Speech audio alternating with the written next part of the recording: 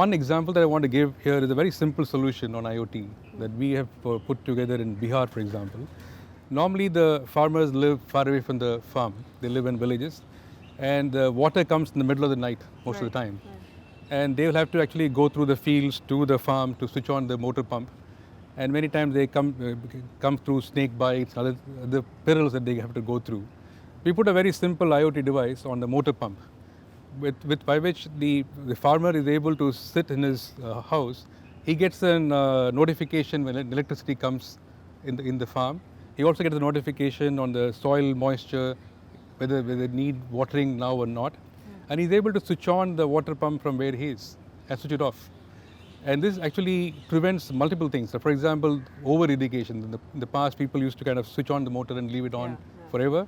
And also, like I said, it kind of lets a farmer use a low-cost technology for a high yield.